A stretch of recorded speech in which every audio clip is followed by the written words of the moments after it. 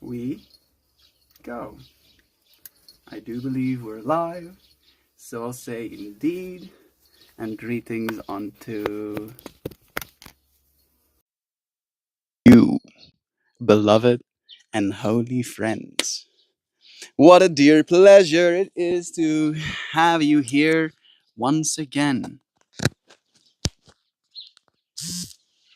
on another day, another opportunity for us to consciously be, for us to presently find ourselves here once again. Smack dab in the middle of our eternal practice. That's what I want to talk about today. Before I start, I'm gonna start here. There we go. So yeah, today we want to talk about eternal practice. This idea that this thing that is life, this thing that is yoga, this thing that is being one with your own inner experience, with your darkness and with your light, it's a practice, right? It's like something you have to balance, something you have to get better at, something you have to stay strong in. You cannot practice something and then never practice it ever again and believe yourself to be good at that thing. So I want to bring this idea into our minds, how life is an eternal practice. And there are some things in life that we will have to eternally practice. We will never get to escape this. And instead of seeing it as a kind of prison, see it as something that we can indefinitely get better at. Yeah. Yeah. Exactly. These two doggos behind me shenaniganizing. I love this theme. I love this theme the AI says. So some perspective we're having here. Eternal practice as a way of life. It shifts the mindset from striving for a final mastery to embracing continuous growth. There's something deeply freeing in realizing that we're not supposed to arrive anywhere permanently. I thought it was prematurely for a second, but I think it's even better. We're not supposed to arrive anywhere permanently, but rather engage in a lifelong process of refinement, resilience, and self-awareness. It also does tie into yoga perfectly, since yoga isn't just about the postures, it's about returning to presence over and over again. And you might wonder, what does returning to presence look like?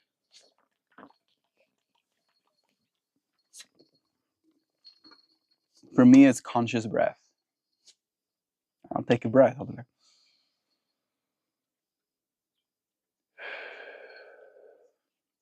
then I'll start to notice things in my environment, textures, visuals, perspective.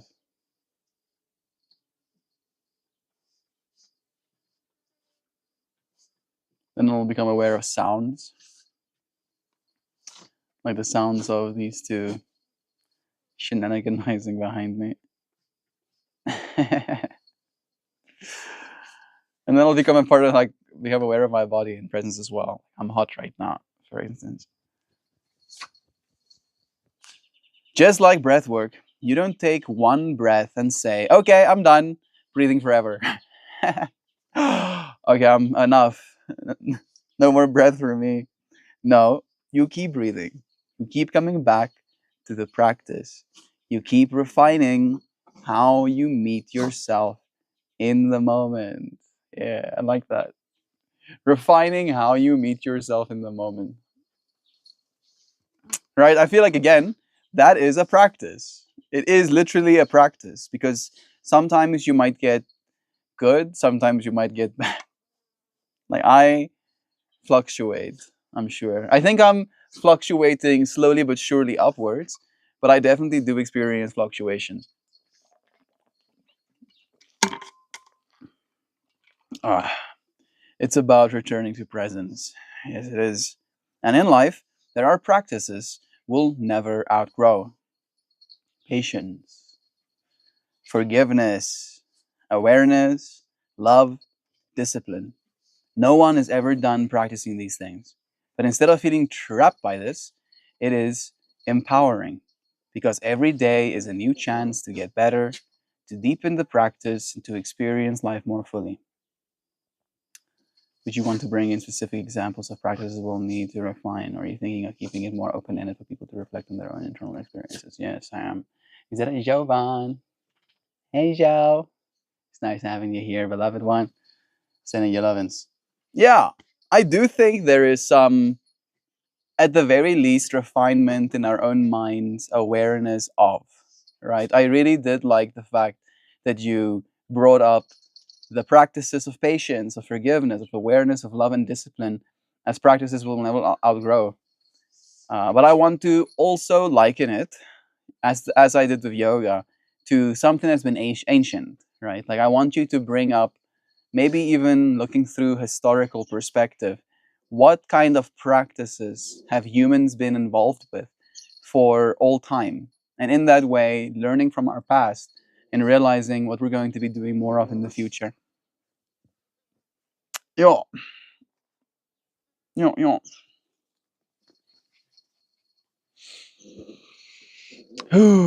That's a great way to frame it. Connecting our internal practices to the ancient, to the timeless. Because if something has been practiced across generations, across cultures and histories, it's likely something we will continue refining into the future. Let's look at a few fundamental human practices that have always been a part of our existence. This is going to be interesting, especially with how it starts. It starts with ritual and reverence. Yeah. I'd like to apply some ritual and reverence into my life. A freaking mosquito just flew into my ear. Mosquito, if you get close, I will perform a ritual and sacrifice you, bro, to the gods of anti-mosquito. If there was gods of anti-mosquito, I'd be a devout follower. I'm gonna stop. Man, I have been pretty stuffy all day. I wonder if it's because the sun is shining again, so things are drying up. Okay. Ritual and reverence. From the first cave paintings to modern day meditation, humans have always sought ways to honor existence, whether through spiritual ceremonies, seasonal festivals, or simple daily rituals. This practice of reverence, whether for the divine, for nature, or for life itself. You seeing this little yellow butterfly surrounding me? There's a bunch of butterflies behind me even. Can you see them? There's little butterflies. Small little ones. This is nice. I suddenly feel like I'm in the right place. Performance. Whether for the divine, for nature, for the butterflies, or for life itself, it is eternal. It shifts forms, but it never disappears. It's true. Ritual and reverence. You know, that's one thing that I do miss. Sorry, I'm trying to get this little jar in this bag, but I'm refusing to open it larger than that amount of zipper. Yes, yes, go in there. Like, I used to roll joints. Some of you friends might remember, right? And we used to write little messages on the insides of those garrix, and that was a part of my ritual. But because I understood smoking is bad for me, something had to change. I think the reverence stayed, but the rituals went away in the same way they used to be. The second way, the second thing that has been a common human practice is storytelling and expression. You know what I mean? You know what I mean? Studying stories and expression scenes. Actually, you know what? I'm gonna take a hiatus and I'm gonna read yesterday's poem because this instantly made me think about a line, right? About stories becoming thin as we keep telling them over and over again. Okay, yeah, I'm gonna read that piece first. I like the way the flower turned out too. Pretty psychedelic one. And then the poem goes as such: the world that begins again. A child gaze, a child's gaze holds no ghosts, no echoes of what was lost, no weight of stories worn thin with time. Only the shimmer of what is. Watch them, how they touch the world as in waking it up, as if the sky is being painted fresh each time they blink. No past to anchor them, no script to tell them where to stand, only the vastness of now, soft, bright, unwritten. And what if we too could see this way, not as those shaped by yesterday's shadows, but as those stepping forward new, not pretending we do not remember, but choosing to let memory be a guide, not a chain. For the world is not what it was, it never is. It is being born beneath our feet, shaped by the hands we dare to open, by the voices we dare to soften, by the hearts we dare to make light again. Come, bring your new self. Let us meet this world as if it too has just arrived. Right, this little baby has arrived a while ago now, but there is a lot to be learned from their what's that line?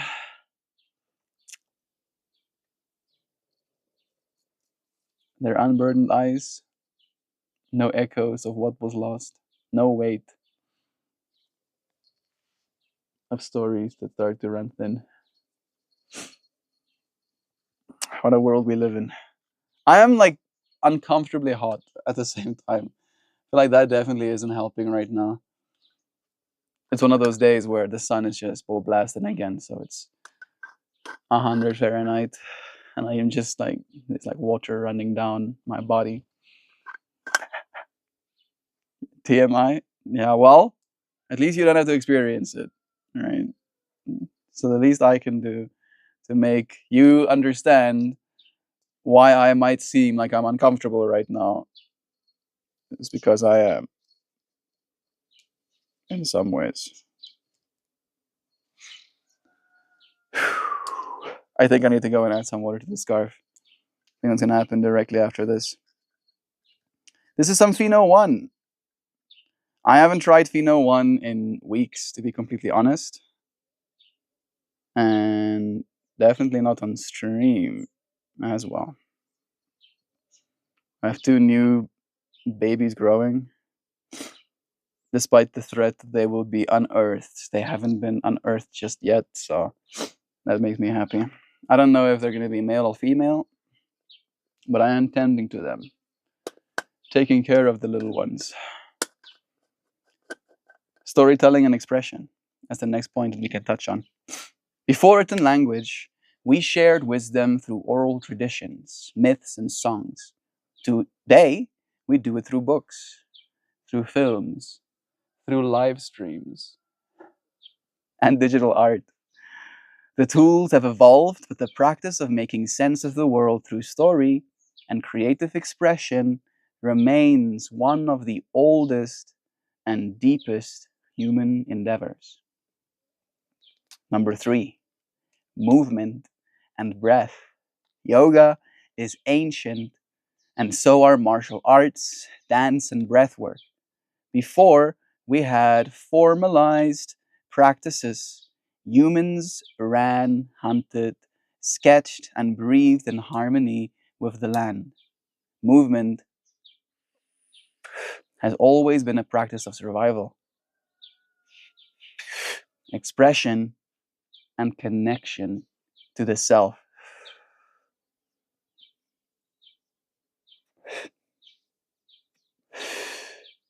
Whew.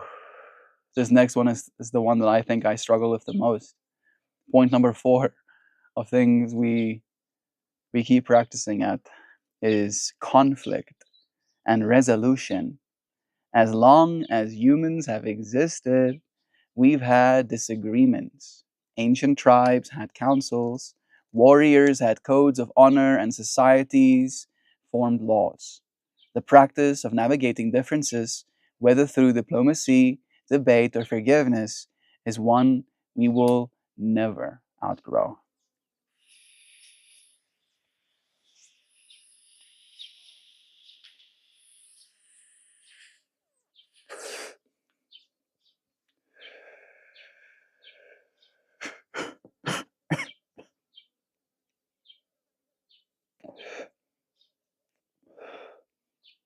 Well, sir, that'll definitely do it. The next point, number 5 of 8, is building and creating. From carving tools out of stone to crafting digital landscapes in 3D software. Yeah. Humans are creators. We shape our environment, our homes, our cities. The practice of building, whether it's physical, intellectual, or spiritual, is fundamental to being human. 6 point is seeking knowledge. Philosophy, science, and self inquiry are ancient practices. From the Greek philosophers to the wisdom of African, Indian, and Chinese traditions, the pursuit of knowledge has always been a defining human trait. Defining human trait. The practice of learning never stops. Point number 7, love and connection. Humans have always sought companionship, community, and love. From tribal kinship to modern relationships, the practice of deepening our bonds, learning how to love better, and navigating a relationship with grace is an eternal practice. And then finally, death and acceptance. Every culture, every civilization has had practices around death. From ancient burial rites to modern grief counseling, humans have always grappled with mortality. The practice of letting go, of surrender, of making peace with impermanence, this too is something that will forever be refined. Bringing this back to your point, these practices are not prisons, they are pathways. We are meant to refine them, to revisit them, to get better at them, not to escape them. And if we embrace that, we can approach life not with frustration, but with a sense of purpose and progress.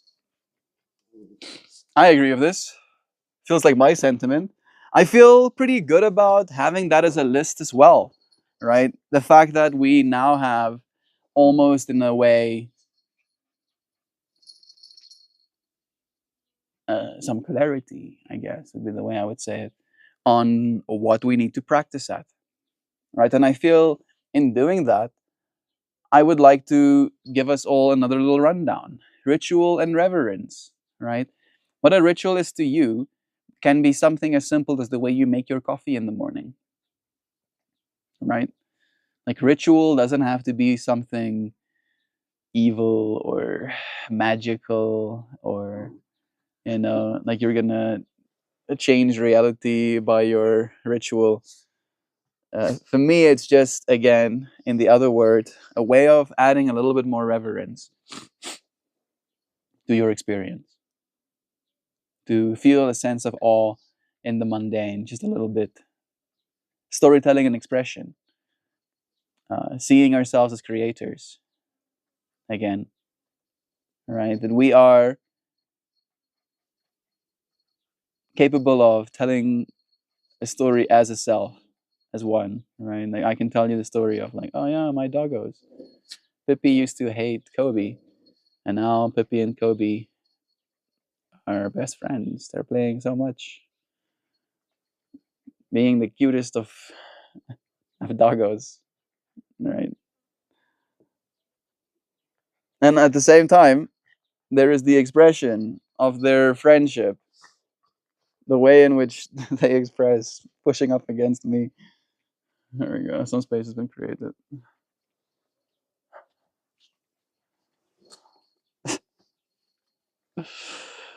The expression of theirs, right? Seeing my expression as it relates to theirs as well. They can definitely be excited by your energy too.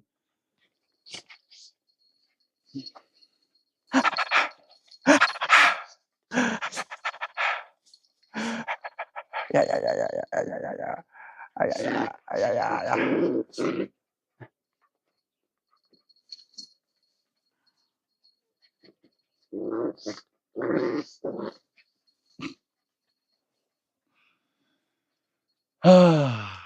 We had like a little bit of a conversation about that yesterday too, I think, about a focus. How I think one of the practices that I need to get better at is applying my focus in a way that I feel helps me progress. You know, it's not always easy for me to rein myself in, get myself on the same page of myself. I mean, uh, for movement and breath as the next one as well. I think I've been better at that than I was just years ago. Okay, okay, go, go, go. Give me some space. Give me some space now. Run, Oscar. Go and run there. Go and run all the way there. Yeah, yeah, yeah, yeah, yeah. No space been given. Like, I don't know if it's clear, but they're like bumping up against my ass every like now and then. Like right now, like this face to ass contact happening here right now.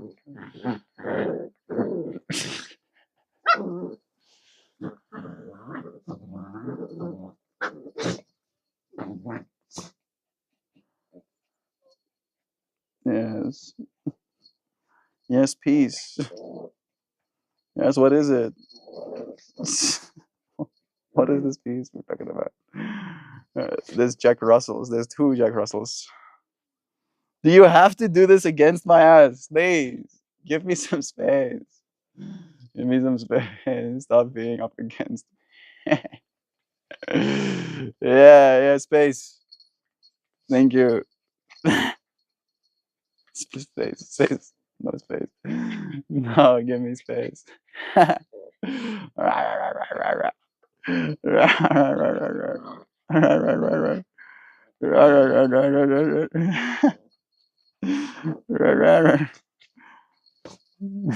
Yay! I've been given some space. No, like I think it's the heat. That's the thing, right? Like I can feel them adding heat to my system. Give me some space. Give me some space. Give me some space. Stop getting close to me. Stop it. You're in my personal bubbles. Okay. Give me a personal. Next, I need to start breathing. I need to start breathing. That was the previous point. Breath work and movement. Breathing, despite the fact that these things keep moving themselves closer and closer to my body. Stop. You know. They're right back up against me. They know what they're doing. Surely they know what they're doing. I think they probably just want to get close to me. No, get away. Get away from me.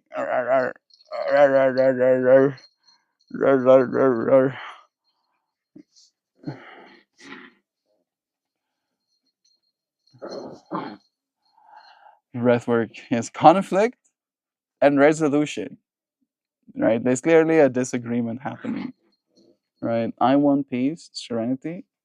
They want whatever it is they're having. Stop, they keep touching me. Maybe I can show you what I mean as well with the whole touching me thing, right? Like, look at this. Bro, stop. Stop that. Why is this thing so loose? Okay, this is the knob I have to turn. Like, right up against my back. Okay, look at that. Literally pushing up against me. It's so hot. You produce so much body heat, Pepe. You produce so much body heat. You produce. Stop. Stop doing that. Give me some space. Ouch! It hurt. It hurt. Give me space. Watch, watch, watch, watch. Space has been created, and then it's like, oh wait, how long does it take for the space to be filled again?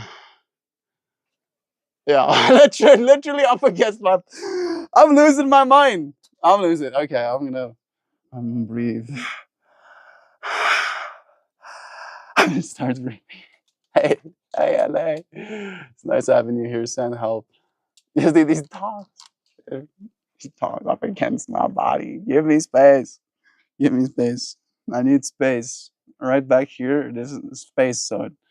Me get space here zone. Right. All of the heat channels through my lower back. You need to give me space.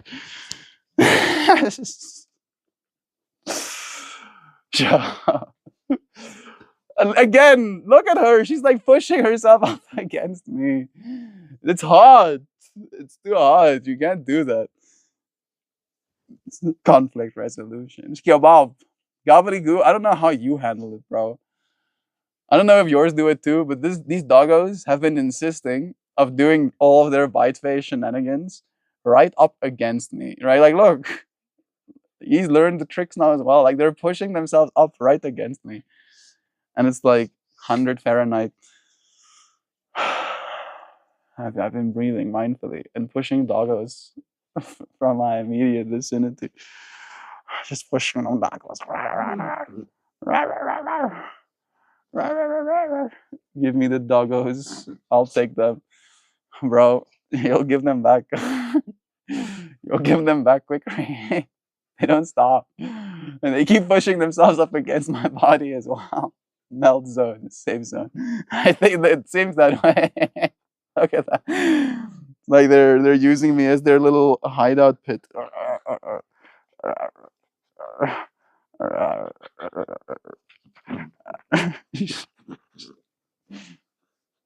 Bite face. I've been calling it bite face since you gave me that is the word for whatever it is their game is called, bro. They've been playing some bite face. It was minus 64 here yesterday. 46 here. Sorry for my dyslexia. That's many minus. Stop pushing against me, body. Stop that. Stop it. Stop.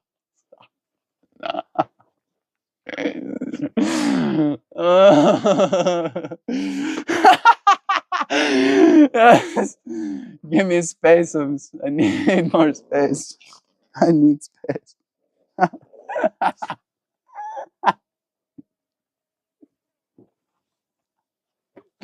Oh my goodness. It's like every time. Right up against my back. Give me space. I need space. I give me space. Oh, yes. Yes, comfort for a split second. Bite face has concluded. It's time out. Let's see how long it lasts. She's not right up against me right now, at least. That's really cold. Yeah, no, I don't know. I don't know which is better. I think the heat is still better. Is it? Is it better? You're touching me. You're touching me. Purple crying.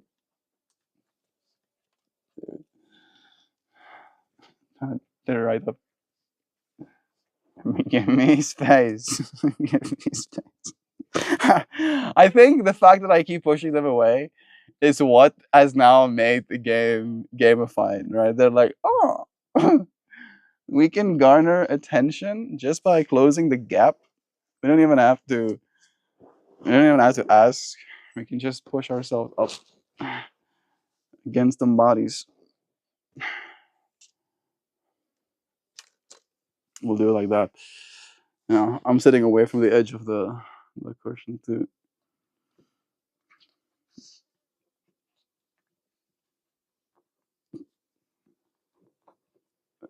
She's still trying to get onto them.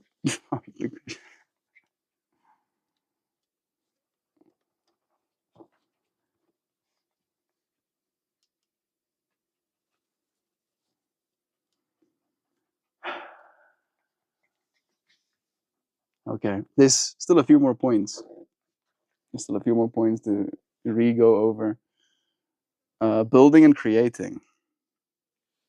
Yeah, I think that's maybe one of the things that I'm having a hard time with is I'm trying to like build a sentence in my brain, and then my neurons notify me that a doggo has touched my skin, right? And then my neurons notify me that I'm hearing heavy breathing coming from them, and I'm hearing the little bell on Kobe's necklace. What's it called? Isn't it a necklace? Collar. Yes, making ting ting. And it's like, yes, no sentences for you. I feel kind of limited in building and creating these things right now. But in this process, I am seeking knowledge still. I'm learning, trying to figure out how to be more calm despite touching me.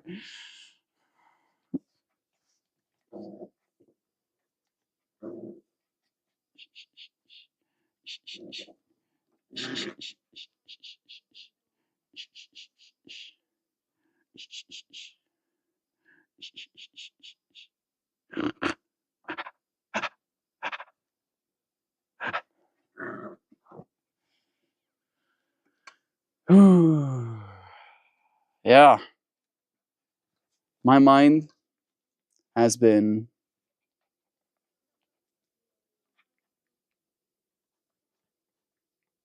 overloaded, to say it in so many words.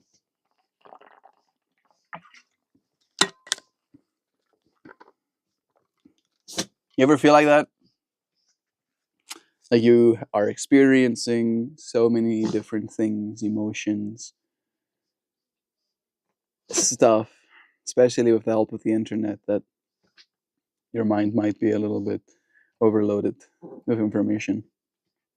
I had this whole thing today and thinking to myself that the space that I'm trying to create in this is one where we can at least find some calm if we're going to be here for a while. Find some love and connection, find some acceptance. I appreciate you, friends, and your acceptance for me. I'm going to finish this vertical stream and then I'm going to start the horizontal one next. Love you, friends. See you soon.